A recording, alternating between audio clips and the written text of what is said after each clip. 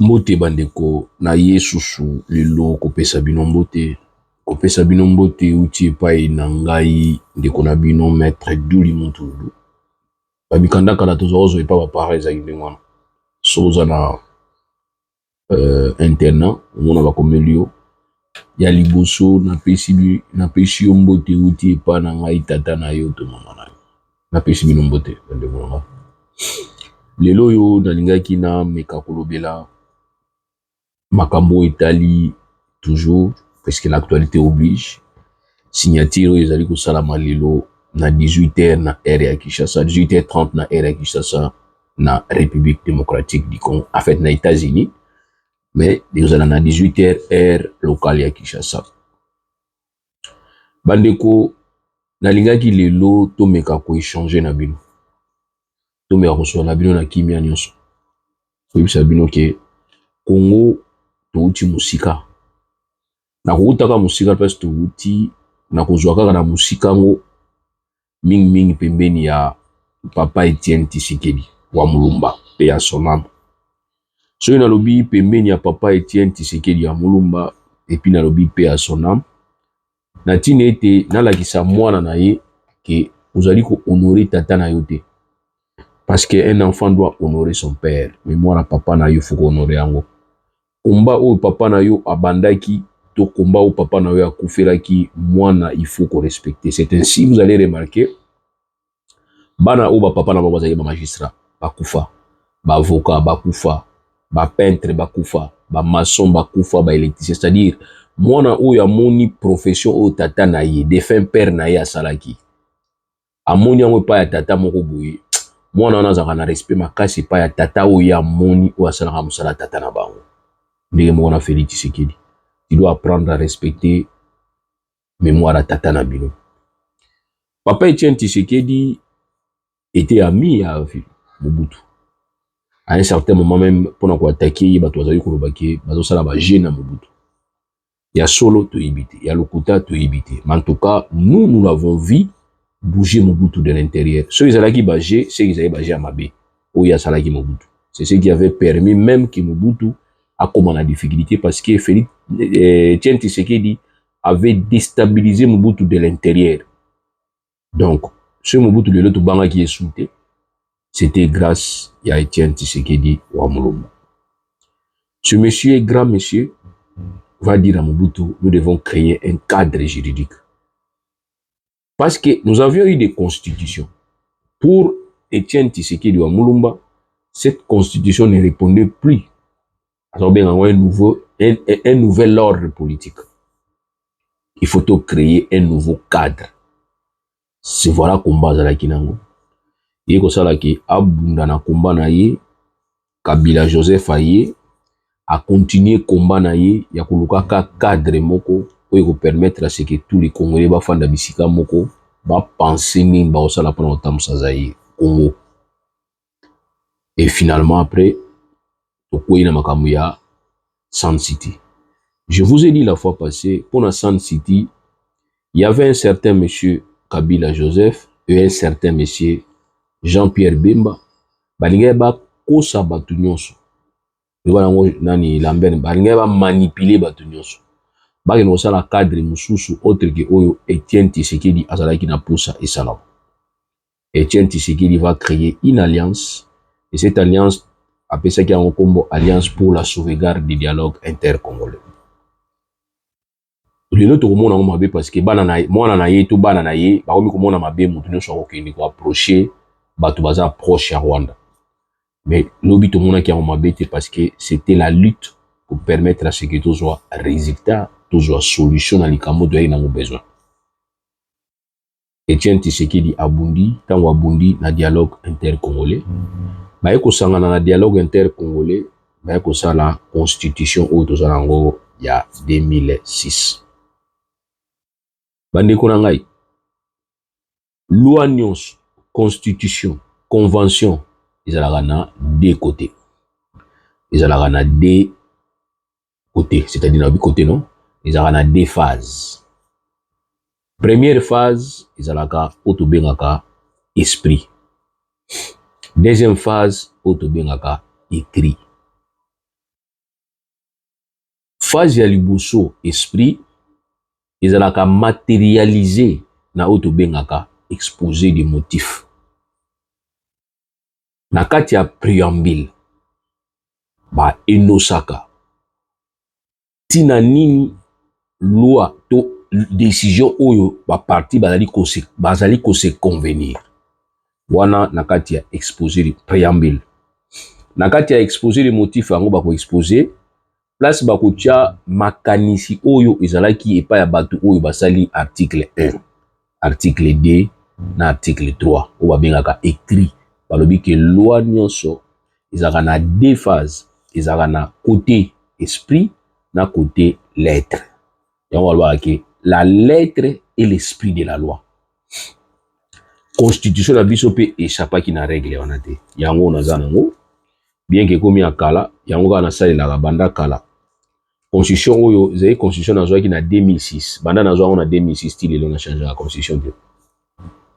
Bino za na posa ko changer constitution wana ko changer yango te kaka oyo yanga oyo papier kaka yanga. Vous allez remarquer que awa pe ezali na oto bengi exposé des motifs. Na kati exposé des motifs oyo eza mulai soto bi total yango, moi j'aurais préféré nga bazo exposé des motifs oyo ba bongola yango na lingala. Bazo exposé des motifs oyo ba komango na lingala na Kikongo na Swahili na Chiluba. Non seulement ko koma mais ba loba yango na lingala otanga. Batanga yango na lingala ba bayibi lingala kitoko ya pete, batangi yango na lingala, batangi yango na Kikongo, batangi yango na Swahili, batangi yango na Chiluba. Pour permettre batu ba comprendre constitution ou batu balinga ko sala ba discussion. Parce qu'on ne peut pas comprendre les articles de la Constitution sans qu'on comprenne l'exposé des motifs. C'est très important. Parce que biloko mususu on a kati ba article 1 article 229 au monde en voté. C'est comme nous avons répondu à Vienabiso Lambert Mende qui était toujours manipulé, qui se fait toujours manipuler un vieillard comme ça. Tant qu'il y a alternance politique, alternance oyo tozalaki ko senga biso nyonso. On discutait trop sur alternance politique. Vieux Mende Njoka talaki article 1 ya constitution, tin article 229. À mon qui place ba comment qui alternance té. Et les vieux avaient raison de venir nous dire que bozo chama quelle est l'alternance? Bisikani ni constitution zolo ba alternance. To répondre il veut to ibisi que vieux qui n'est otala na exposer les motifs au comment on a esprit à législateur. Bisika oyo azali ko projeter alternance comme une valeur, comme une préoccupation. Parce que dans le cas de la Constitution, on a besoin d'exposer les motifs. C'est là où on va marquer les préoccupations majeures. Ma préoccupation, c'est qui assurer le fonctionnement harmonieux des institutions de l'État, éviter les conflits, instaurer un État de droit, contrer toute tentative de dérive dictatoriale, garantir la bonne gouvernance, lutter contre l'impunité, assurer l'alternance démocratique. Donc l'alternance démocratique doit être assurée. Or, la Constitution, c'est les deux blocs réunis. Il y a déjà la Constitution. L'exposé des motifs fait corps de la Constitution. Donc, si vous avez au monde en place comme article 1, toi article 7, toi article 1000, on parle de l'alternance, papa Mende, Koko Mende, au monde en côté. Donc, aujourd'hui, je voudrais vous parler de cet exposé des motifs. Nous allons parler de l'exposé des motifs pour l'andissa, bino na makanisi, c'est-à-dire que ça lelo. Félix Tshisekedi au déshonoré combat tata na bino. Et aujourd'hui bato musu ba ko na courage ya ko manquer tata na bino respect ba mona ele rola za ko kosa bato parce que moi je ne peux pas comprendre moi no yanga na boko na ndako na ngai azala ta na ligne na ngate à comprendre li tata na biso te. Moi tous mes enfants na pekisi bango nyonso tout na e osala nini ona osala na osala avocat osala ni osala avocat tu mo attends mais attends ça c'est quoi ça?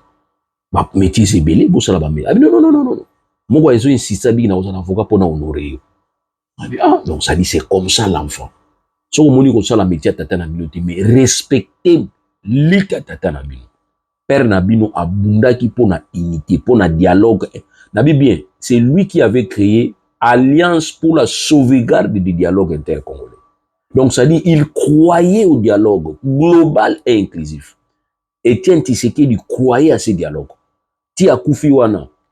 Et aujourd'hui, tant que Tshisekedi a komaki na Etienne a komaki na Souka, tant milimi qui sabi qui a aucun ozonga souté biso tozaki sili ki via ozonga parce que azaki na rôle fallait jouer na transition fallait salama bien que ba négliger qui na bien que ba négliger qui ba yeko zo zaidi ngo ba remplacer yé na place ya Vie Etienne Tshisekedi or Vie Etienne Tshisekedi azaki na valeur oyo opposant moko azalaki na ngote yango moni tant ba osama comme na bango wana soki nini soki comité soki ya de suivi des accords de cadre soki ya quoi au linganko même bato ya PPRD ba yibiso linganko ozaka wana tiko zala mais okokoka na vie on ta na kitambe na yote parce qu'il était une valeur le na solo bango bato musu ba kofinga nga c'est vrai na yebi tika na assassiné so bato ba kofinga nga pona Félix Tshisekedi parce que au déshonoré tata na bino ça je le dis qui a déshonoré ton père pour nini parce que tant yo eu pouvoir il fallait tout mona o tata na bino ala kaka biso mais tout moni justement o Kabila sala et puis ozo kene ko sala ngo bien ko le Kabila n'a jamais dit que constitution alingi ngote non cette constitution avait mis Kabila en difficulté même bien avant ça faire ce système de 1+4 pays nini sur ce salon un président qui est là aux affaires andimi na ya kenda zongo na bato bazala na 4 pembe na ye baba na kondéranger respect na vous ne savez pas que vient nimi défend nimi alobelaka a crachaka Kabila ba vérité nimi a craché Kabila ba vérité il a craché Kabila ba vérité na kati ya conseil des ministres bemba bengana nimi na kati ya salle et puis finalement tout le monde tamoke via ko kufa to ebite via kufa nini Kabila avait accepté tout ça humilié na niveau moko du matin parce que il y avait une loi ou soit il y avait la constitution où ils allaient être obligés ou soit il y avait des accords où bima qui na dialogue global et inclusif où il y a une position mais aujourd'hui après le temps Kabila Longwe a péché moi na Tshisekedi au lieu que moi na Tshisekedi a ko parfaire c'est-à-dire ça la mieux que quiconque celui qui va nous dire que constitution est seulement pas bidele constitution d'ailleurs article ça na kati ça malamu te constitution ils ont eu côté comme moko pas paya mais aussi longtemps les contrats que tu es en train de signer c'est un contrat bidon le plus bidon des contrats c'est-à-dire c'est un contrat où la différence avec nini la différence avec la différence avec la différence, n'est-ce pas, avec conférence de Berlin, parce que avec ça, on a invité les Congolais, les Rwandais, les Africains. Et en plus, différence, il y a cette fois-ci, ils en Allemagne, ils en États-Unis. C'est pas différent. Oui, c'est pas différent. Donc, accord où vous signez tout bien accord à Issawana, ils en ont différents. Différence dans le mouké, ils ont signé aux États-Unis. Et pour une fois, ils ont une marionnette. Ils ont un combat signataire, mais au fait, ce n'est pas vous. Parce que qui va élaborer, qui n'a pas élaboré, quand vous parlez de discussion, je vais vous faire comprendre qu'ils ont une discussion ratée. Pourquoi ils ont une discussion ratée? Parce que vous allez comprendre que tout ce que les régimes Tshisekedi avaient refusé, et tout ce que Félix Tshisekedi avait refusé et ne voulait pas, Azarobé Tato, qui a touché aux lignes rouges, mais c'est ce qu'il y a un avoir accepté facilement. Et ils ont accepté avec content, avec Essengo. C'est dommage, c'est fort dommage. Maintenant, ils ont accepté avec Essengo. Biloko ya ko intégrer ba force ya nani ya ba patin. Félix Tshisekedi ba jamais pas na ye osala mate. Mixage nini abi jamais Kabila finga Kabila mutasala ba mixage wana ye mutasala ba infiltration. Mais aujourd'hui, on va vous dire que M23 faut trouver solution pour la bango. Mais quand vous parlez de cette élection qui est conditionnelle, mais ce n'est qu'un mot. Les mots veut dire quoi? Bokosala kaka oyo bango bazo senga, c'est-à-dire quoi bozo ba M23 puisque sur la M23 faut boliba sur la M23. C'est M23 faut mon sur ba patente, bon mon ba collaborateur, ba partenaire parce que vous avez signé le contrat avec eux. Comment moi je dois signer un contrat avec un patin? Moi je ne peux pas signer. Quand je te considère comme patin, tu es patin jusqu'au bout. États-Unis tanga qui atalaki Al-Qaïda. États-Unis sur Al-Qaïda ti. Ben Laden bakanga Ben Laden azaki suna désarmé te. Balobi non mutoza mutako kanga te ko tia na prison. Achevez-les les Américains. Ils n'ont jamais accepté que ça là ba deal na ba Al-Qaïda. Pour preuve aujourd'hui azo benga na ba certains étrangers qui n'est pas na bango même bien que justice na ye bisi que ça la beauté il s'en fout azuba banani ba mexicain aboa ki bango na ba mexicain mo zali baza ba américain déjà aboa ki bango ba yebisi que joa oyo tinga kuna zoni ça ouais avec on négocier na président kuna bisi que non yo boya yo mi boya là c'est-à-dire ye avant qu'il ngana boya yo mi boya là président pe kuna tellement paté ye pas ali manipulable et nini mo remorqué en limite aboyi déjà que o ya commisé pas ngana ko sur la bibliothèque. Voilà, vous croyez que Mutandengwana a la valeur ou à respecter. C'est devant lui que vous êtes allé signer les contrats. Et c'est devant lui que vous allez signer les contrats. Moi, je pense que Félix Tshisekedi doit savoir ce qu'il fait. Et aujourd'hui, nous avons compris ce que Félix Tshisekedi voulait. Félix Tshisekedi ne veut pas que la guerre finisse seulement, simplement. Parce que si Tshisekedi voulait que la guerre finisse, il n'allait pas, comme ça, là-bas, discours où il y a ça là qui contre Kamere. Il n'allait pas faire ce genre de discours. Et plutôt contre Kagame. Il n'avait pas prendre la position comme un mercenaire, ou engager un mercenaire. Il allait toujours rester dans la voie, il y a dialogue. La fois passée, je vous ai démontré en 2019, quand il avait prêté seulement, première mission Oyo, communauté internationale, c'était d'aller réconcilier Ouganda et Rwanda.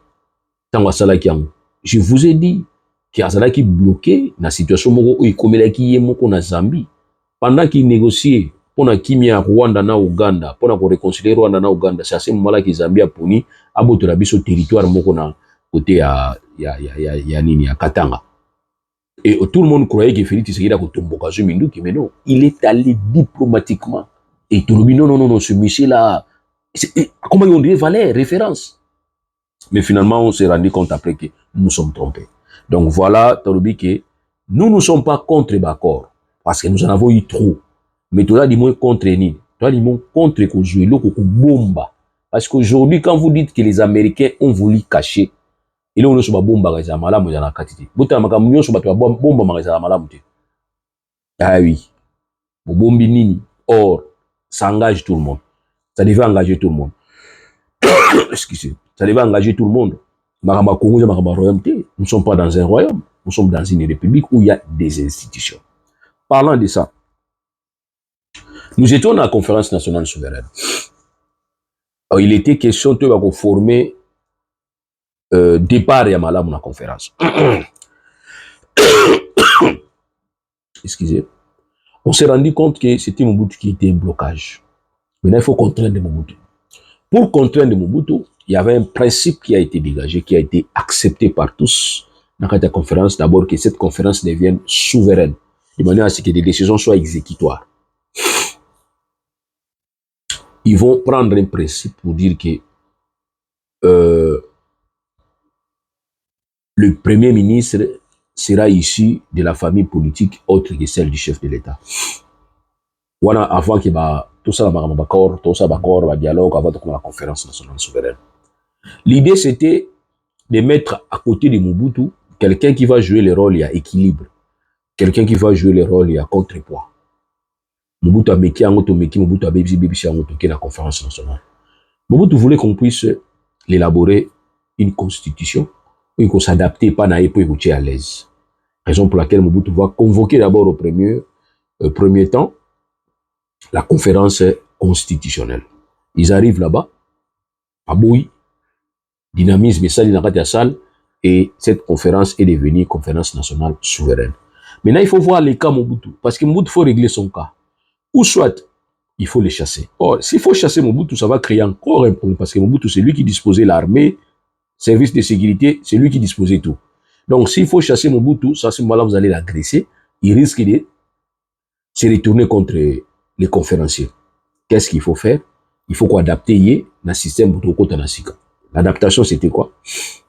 C'était, il faut que le président règne, mais ne gouverne pas. Et c'est ce qui va faire que, dans la conférence nationale, il y a un principe que le président doit régner, mais ne doit pas gouverner. Il y a une logique où on a la constitution de 2006. Dans la constitution de 2006, le terme où Mobutu a utilisé la fois passée, dans la constitution de 2006, il a dépouillé le système où Mobutu a un système il outrance présidentielle, comme un système semi-présidentiel. Dans le système semi-présidentiel, va énoncer ma valeur. Bazali ko énoncer oyo fallait salama. Oyo bano salama na kati ya constitution sika na kati ya exposé des motifs. C'est là où na kati ya exposé des motifs où on va dire que le premier ministre doit être issu de la majorité à niveau parlement. Et le premier ministre qui est issu de la majorité au niveau parlement, il ne sera plus désigné par le président de la République, mais il sera seulement nommé. Le président va seulement nommer le premier ministre au parlement, bimisi la majorité, va présenter. Ils ont soutenu que c'est moi qui nomme, c'est moi qui révoque, parce que l'autre Etienne Aboyaka, c'est ainsi il est allé même biffer. Côté Balbagi que Mobutu les garants, Mobutu nomme, Tshisekedi Aboyaka. Etienne Tshisekedi. Na oyo la tata na yé, ou azo diriger lelo, Aboyaka ngo. Mais lelo to comprendre que Félix a récupéré oyo Mobutu asalaki, na oyo Kabila salaki. So attaquer makaso mono Kabila pas salaki. So to ba Kabila pas salaki, ça veut dire quoi? Makanchi ne yozo défendre Kabila. So nga Kabila. Ta! Ngai Kabila. Ta! Kabila za wana yebi ke biso ndi to linga kaite makasi ayebi.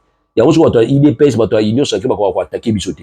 Parce que quand on zo ya makamuke oh Mobutu nani Tshisekedi asali mabe Félix asali mabe atalio o muta Kabila. Bino pe Kabila sala mabe. Bino Kabila sala mabe. Depuis si bango ke ngai Kabila na Félix Tshisekedi ba frère si à moi. Mazaba mapasa ba kangama. Ndenge moko différence ezati. Donc tant bosala ba addition na bino na Kabila na bato Tshisekedi boko tsanga na katite. Kabila et Tshisekedi ndenge farine de même mbadi. Na mona na bango ndenge moko. Donc na mona bango teza neti to tiki kusokola masuba to yesokola nie. Ndenge moko différence ezati. Constitution le nini exposer les motifs et le bibo. Les actes réglementaires que le premier ministre signe et que le président plutôt signe. Les actes réglementaires que le président signe dans les matières relevantes du gouvernement ou sous gestion ministérielle sont couverts par le contre-seing du premier ministre qui endosse la responsabilité devant l'Assemblée nationale. Ça, premier détail au Bapesi Biso. Et Nakati Awa, Balobi Bouy, bien plus. Les affaires étrangères, la défense et la sécurité, autrefois domaine réservé du chef de l'État, Kala, Israël domaine ya chef de l'État, sont devenus des domaines de collaboration. Et Balobika Nakati, il y a une ordonnance au chef de l'État, voilà, article 91. Le gouvernement définit en concertation avec le président de la République la politique de la nation et en assume la responsabilité. Le gouvernement conduit la politique de la nation. La défense, la sécurité, les affaires étrangères sont des domaines de collaboration entre le président de la République et le gouvernement. Le gouvernement dispose de l'administration publique des forces armées, la police nationale des services de sécurité. Gouvernement, bien qu'il y ait service de sécurité, gouvernement est à la quantité. À quoi vous tous en apprenez. Deuxième, le ministre intérieur, bakacho, zapaye. Mais balobi ke, yenda zoko disposer l'administration, gouvernement. Exemple. Le gouvernement est responsable devant l'Assemblée nationale dans les conditions prévues aux articles 90, 100, 146 et 147. Une ordonnance délibérée en Conseil des ministres fixe l'organisation, le fonctionnement du gouvernement et les modalités de collaboration entre le président de la République et le gouvernement ainsi qu'entre les membres du gouvernement. On parle du gouvernement et le président de la République en concertation. En matière où il n'y a pas le président de la République. Les lois concertation. Ba acte où le président fala sala na kati ya domaine où batangi. Il faut qu'il y ait acte il faut contresigner. Est-ce qu'on peut me donner ne fût-ce qu'un acte où le président signé? On a roulé qui s'acquiert. Azali ko collaborer na gouvernement pour tout le signer l'accord wana ya États-Unis. Parce qu'une fois on pose la question, même rencontre où Tshisekedi a salaki na Doha, on pose la question par porte-parole à gouvernement qui a azaming informé. Si on retrouve un membre du gouvernement, il a mis informé. Maintenant, Tshisekedi le fait avec qui? Le monsieur qui est allé là, il y a maman moi si sala ko signé semaine passée avant que le ministre ministre des Affaires étrangères qui est de ce monsieur là, il a été élu par qui? Il a été délégué par qui? Par le président. Le président, est-ce que la carte du gouvernement Moutouazate vous vous sentez comment est-ce que mboga ezo ki kobebaka malemba bozwa exposer les motifs à constitution bozwa article on appelle sibino botala en principe soki lelo tolingaki totia système semi présidentiel totia système oyo toza nango lelo que le ministre premier ministre azala issu de la majorité ya parlement c'était pour nous une façon ya kolongola président de la république makanisa kokanisaki akomaka nzambe to azalaka roi fort malheureusement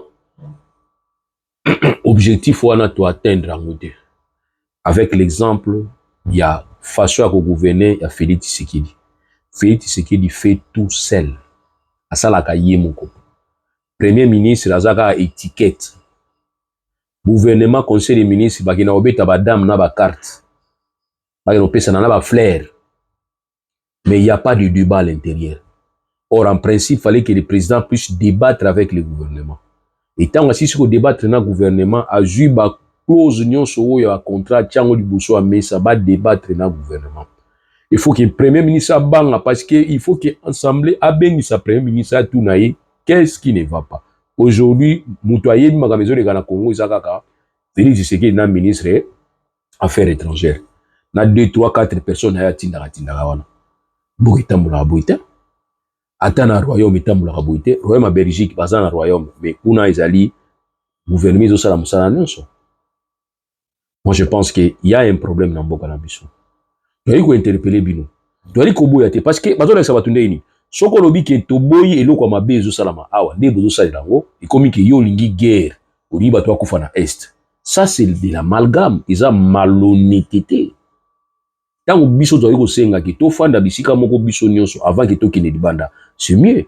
Quand vous invitez les gens de venir vous visiter, il faut d'abord vous préparer ndako conflit ali. Moi sinon mbali bazo lo banate. Bana bazo bundaka. Onibo yamba payandeni et simbate. Voilà pourquoi il était question de faire bisika moto sola. Or, to fanda sou bisika moto sola te. Dès na lobaki na ba image na ngam sou lobi. Dialogue les a sauté dialogue to sola ni. To solo là déjà. To solo là déjà. Constitution na biso ezali to solo là déjà. Est-ce que mona na mboka mususu constitution na bango ezali chaque dialogue te.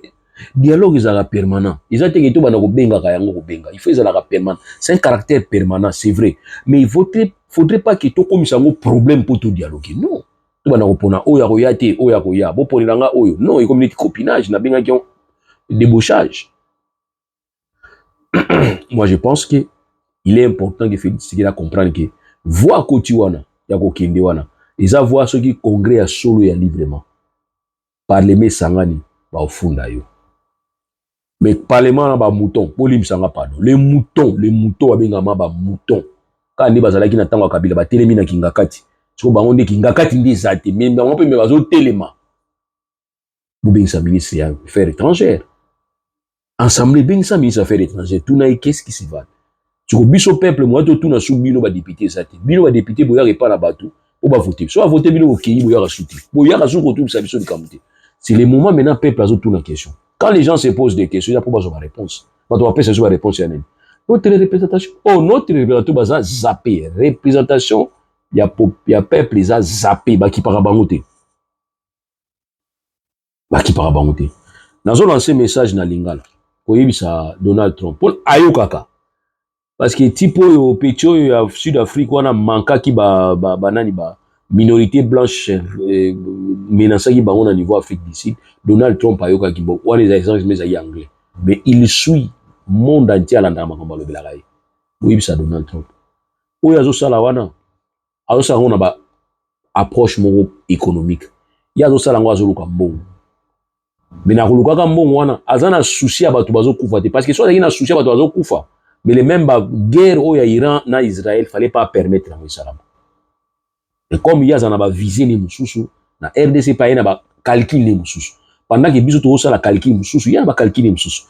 Koufan sa biso ko soisa problème te, mais il ne faut pas nous dire que to fanda na ba o to benga ki lobby ba agresseur, to banda ko soura na bango et puis to banda ko pesa bango possibilité à ko zoa o bango ba linga zo pas na biso na minuki. Pour les mozogi na minuki. On vous a donné la possibilité. Quand Félix Tshisekedi vous a approché, bo ça la usine moko ya raffinerie na niveau ya Kigali, ya or ils ont eu dans la RDC. tango nani before yak bisele la lobaki ke partenariat win-win. Tango Barcelone bilomba lobaki ke le Rwanda un bon partenaire to bengana été ozalaka wana pembe na biso. C'était la bonne volonté qu'on négocier na bino. Vous croyez que ngana mona o mabe, na mona o mabete. So ezalaki yango ne ko mema kimia. Po ne mema kimia te bino mibale. Il faut que États-Unis ayoka cop moko boya kokota. Tango ya kokota, calcul na bino wana za nango te. On nous a humiliés. Vous ne sentez pas que nous sommes humiliés? Maintenant les Rwandais, il faut les regarder aussi. Vous allez rester avec les Rwandais. Mais quand les Rwandais vous disent que non, biso za batukuna te. Mais les Rwandais ba yebi ke baza na batu pas na biso. Ba yebi yango très bien. Retirer la troupe. Il va prendre peut-être bateau bino moni lokola bango. M soupe mikolo bazo kotaka ba koti. Tango ba retirer les troupes, azu bateau akoti ki lelo abimisi bango. Biso tala bango yanga na bimisi. Nzoka ba oyo waya tika kala bazaka na kati. C'est ce qu'il va nous faire. Il va se moquer de nous. 2 semaines passées, ministre a dit que oh non, on a pas condition de signer. C'était une façon de vous faire pression. Bah, ça a biso esprit.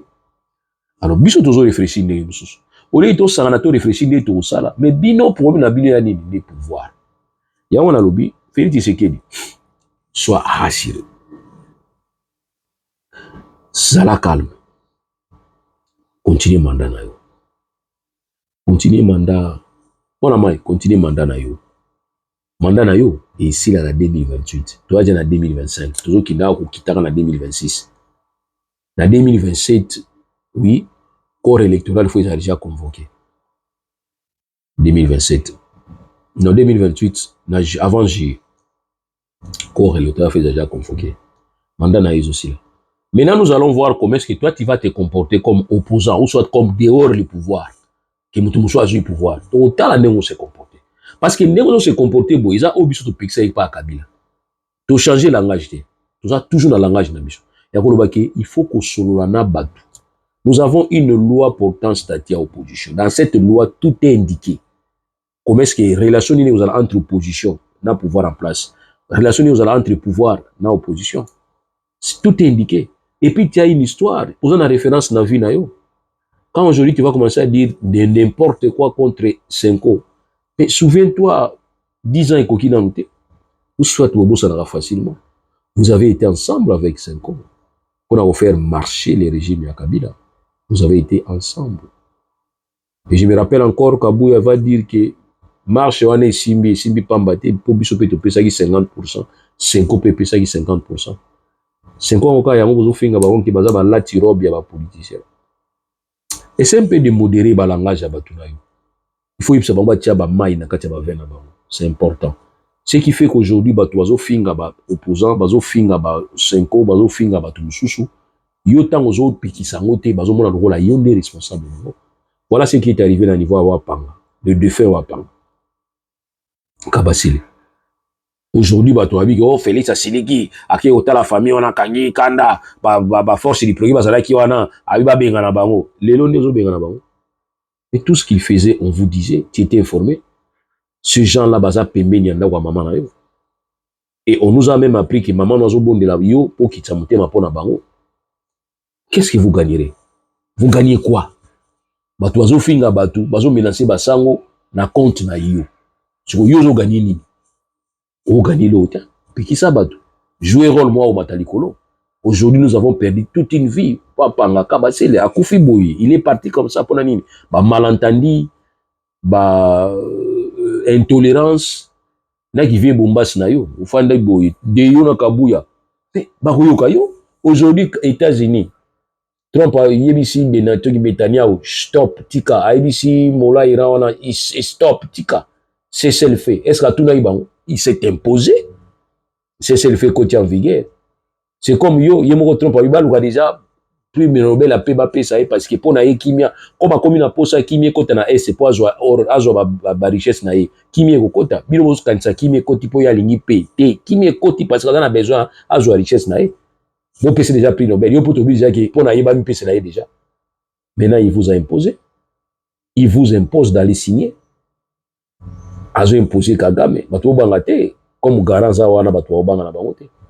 Donc comme yopé dans niveau IDPS, tu peux appeler Déo, tu peux appeler au fanti bango au gazé bango. Au bien balé na raso na posa na biloté. Pour besoin aider ngate. Mais yo c'est le moment où veut bombas. Au moment on dit yo okoma nzambe nga na kamwa nde okoma nzambe 10 ans passés toyebaka nzambe te mais okoma nzambe. Qu'est-ce qui a fait kokoma nzambe? Qu'est-ce qui a fait kokoma nzambe? Voilà, Donald Trump yaka bien biso to makasi ya kosala ba renonciation ya ba contrat. Vous avez signé avec Félix Tshisekedi. Quand nous allons venir aux affaires et que nous constatons que oh yo signé avec Félix Tshisekedi déjà bidon, eh bien nous on va les révoquer. Ça il faut garder ça dans ta tête.